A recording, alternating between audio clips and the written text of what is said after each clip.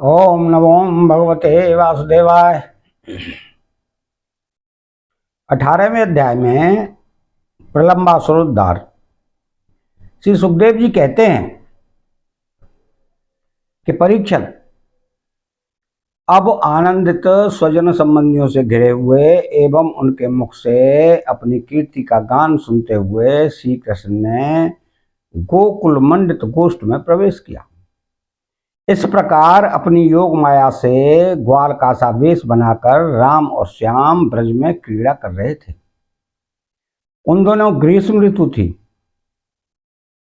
यह शरीरधारियों को बहुत प्रिय नहीं है, परंतु वृंदावन के स्वाभाविक गुणों से वहां बसंत की ही छटा छिटक रही थी। इसका कारण था वृंदावन में परम मधुर भगवान श्याम सुंदर श्री कृष्ण और बलराम जी निवास जो करते थे। झींगुरों की तीखी झनकार झरनों के मधुर झरझर में छिप गई थी। उन झरनों से सदा सर्वदा बहुत ठंडी जल की फुइयां उड़ा करती थी, जिनसे वहां के वृक्षों की हरियाली देखते ही बनती थी। जिधर देखिए हरी हरी दूब से पृथ्वी हरी भरी हो रही थी। नदी, सरोवर एवं झरनों की लहरों का स्पर्श करके जो वायु चलती थी, उसमें लाल, पीले, नीले, तुरंत के खिले हुए, देर के खिले हुए, कलवार, उत्पल, अनेकों प्रकार के कमलों का पराग मिला हुआ होता था। इस शीतल मंद और सुगंध वायु के कारण वनवासियों को गर्मी का किसी प्रकार का क्लेश नहीं सहना पड़ता था। न दावाग्नि का ताप लगता था और न तो सूर्य का घाम ही। नदियों में अगाध जल भरा हुआ था।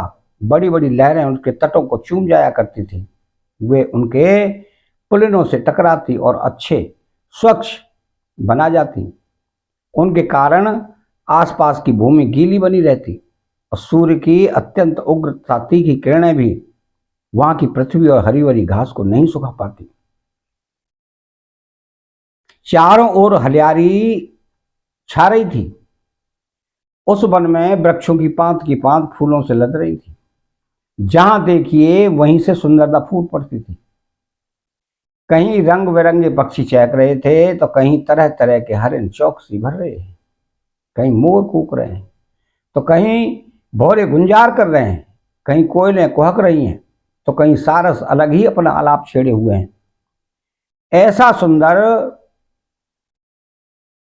वन देखकर श्याम सुंदर श्री कृष्ण और गौर सुंदर बलराम जी ने उसमें विहार करने की इच्छा की।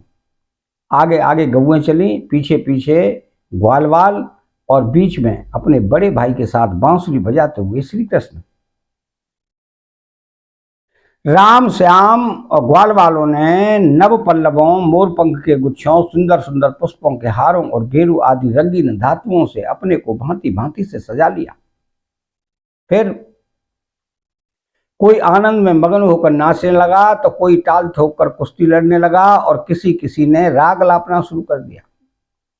जिस समय श्री कृष्ण नाचने लगते उस समय कुछ ग्वाल वाल गाने लगते और कुछ बांसुरी तथा सिंगी बजाने लगते। कुछ हथेली से ही ताल ताल देते तो कुछ वाह वाह करने लगते। परीक्षक, उस समय नट जैसे अपने नायक की प्रशंसा करते हैं, वैसे ही देवता लोग ग्वाल वालों का रूप धारण करके वहां आते और गोप जाति में जन्म लेकर छिपे हुए बलराम और श्री कृष्ण की स्तुति करने लगते। घुंघराई अलकों वाले श्याम और बलराम कभी एक दूसरे का हाथ पकड़कर कुम्हार के चाक की तरह चक्कर काटते, घुमरी परेता खेलते, कभी एक दूसरे से अधिक फांद जाने की इच्छा से कूदते, कुंडी टाकते, कभी कहीं होड़ लगाकर ढेले फेंकते तो कभी टाल ठोक ठोक कर रस्साकसी करते। एक दल दूसरे दल के विपरीत रस्सी पकड़कर खींचता और कभी कहीं एक दूसरे से कुश्ती लड़ते लड़ाते इस प्रकार तरह तरह के खेल खेलते। कहीं कहीं जब दूसरे ग्वाल वाल नाचने लगते तो श्री कृष्ण और बलराम भी गाते या बांसुरी, सिंगी आदि बजाते। और महाराज कभी कभी वे वाह वाह कहकर उनकी प्रशंसा भी करने लगते। कभी एक दूसरे पर बेल, जायफल तो आंवले के फल हाथ में लेकर फेंकते, कभी एक दूसरे को आंख बंद करके छिप जाते, वह पीछे से ढूंढता। इस प्रकार आंख मिचोली खेलते, कभी एक दूसरे को छूने के लिए बहुत दूर तक दौड़ते रहते और कभी पशु पक्षियों की चेष्टाओं का अनुकरण करते। कई मेंढकों की तरह फुदक फुदक कर चलते, तो कभी मुंह बना बनाकर एक दूसरे की हंसी उड़ाते। कहीं रस्सियों से वृक्षों पर झूला डालकर झूलते, तो कभी दो बालकों को खड़ा कराकर उनकी बाहों के बल पर ही लटकते रहते। कभी किसी राजा की नकल करने लगते। इस प्रकार राम और श्याम वृंदावन की नदी, पर्वत, घाटी, कुंज, वन और सरोवरों में वे सभी खेल खेलते जो साधारण बच्चे संसार में खेला करते हैं। एक दिन जब बलराम और श्री कृष्ण ग्वाल वालों के साथ उस वन में गौएं चरा रहे थे, तब ग्वाल के वेश में प्रलम्ब नाम का एक असुर आया। उसकी इच्छा थी कि मैं श्री कृष्ण और बलराम को हर ले जाऊं। भगवान श्री कृष्ण सर्वज्ञ हैं, वे उसे देखते ही पहचान गए। फिर भी उन्होंने उसका मित्रता का प्रस्ताव स्वीकार कर लिया। वे मन ही मन यह सोच रहे थे कि किस युक्ति से इसका वध करना चाहिए। ग्वाल वालों में सबसे बड़े खिलाड़ी, खेलों के आचार्य श्री कृष्ण ही थे। उन्होंने सब ग्वाल वालों को बुलाकर कहा कि मेरे प्यारे मित्रों, आज हम लोग अपने को उचित रीति से दो दलों में बांट लें और फिर आनंद से खेलें। उस खेल में ग्वाल वालों ने बलराम श्री कृष्ण को नायक बनाया और कुछ श्री कृष्ण जी के साथी बन गए और कुछ बलराम के। खेल खेले जिसमें एक दल के लोग दूसरे दल के लोगों को अपनी पीठ पर चढ़ाकर एक निर्दिष्ट स्थान ले जाते थे। जीतने वाला दल चढ़ता था और हारने वाला दल ढोता था। इस प्रकार एक दूसरे की पीठ पर चढ़ते चढ़ाते श्री कृष्ण आदि ग्वालवाल गौएं चराते हुए भांडी नामक बट के पास पहुंच गए। परीक्षण। एक बार बलराम जी के दल वाले श्री दामा, वृषभ आदि ग्वाल वालों ने खेल में बाजी मार ली। तब श्री कृष्ण आदि उन्हें अपनी पीठ पर चढ़ाकर ढोने लगे। हारे हुए श्री कृष्ण ने श्री दामा को अपनी पीठ पर चढ़ाया, चंद्रसेन ने वृषभ को और प्रलम्ब ने बलराम जी को। दानव पुंगव प्रलम्ब ने देखा कि श्री कृष्ण तो बड़े बलवान हैं, उन्हें मैं नहीं हरा सकता, अतः वो उन्हीं के पक्ष में हो गया और बलराम जी को लेकर फुर्ती से भाग चला और पीठ पर से उतारने के लिए जो स्थान नियत था उससे आगे निकल गया। बलराम जी बड़े भारी पर्वत के समान बोझ वाले थे, उनको लेकर प्रलम्बासुर दूर तक न जा सका। उसकी चाल रुक गई। तब उसने अपना स्वाभाविक दैत्य रूप धारण कर लिया। उसके काले शरीर पर सोने के गहने चमक रहे थे और गौर सुंदर बलराम जी को धारण करने के कारण उसकी ऐसी शोभा हो रही थी मानो बिजली से युक्त काला बादल चंद्रमा को धारण किए हुए है।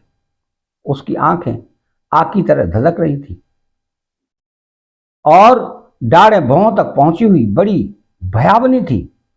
उसके लाल लाल बाल इस तरह बिखर रहे थे मानो आग की लपटें उठ रही हों। उसके हाथ और पांवों में कड़े, सिर पर मुकुट और कानों में कुंडल थे। उनकी कांति से वह बड़ा अद्भुत लग रहा था।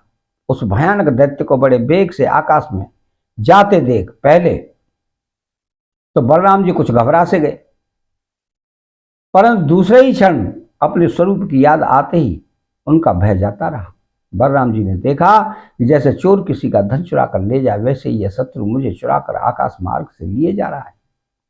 उस समय जैसे इंद्र ने पर्वतों पर वज्र चलाया था, वैसे ही उन्होंने क्रोध करके उसके सिर पर एक घूंसा कसकर जमाया। घूंसा लगना था कि उसका सिर चूर चूर हो गया। वह मुंह से खून उगलने लगा, चेतना जाती रही। बड़ा भयंकर शब्द करता हुआ इंद्र के द्वारा वज्र से मारे हुए पर्वत के समान वह उसी समय प्राणहीन होकर पृथ्वी पर गिर पड़ा। बलराम जी परम शक्तिशाली थे। जब ग्वाल वालों ने देखा कि उन्होंने प्रलम्बासुर को मार डाला, तब उनके आश्चर्य की सीमा न रही। वे बार बार वाह वाह करने लगे।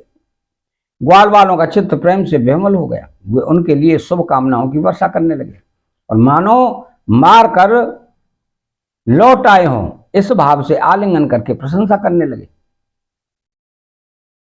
वस्तुतः बलराम जी इसके योग्य ही थे।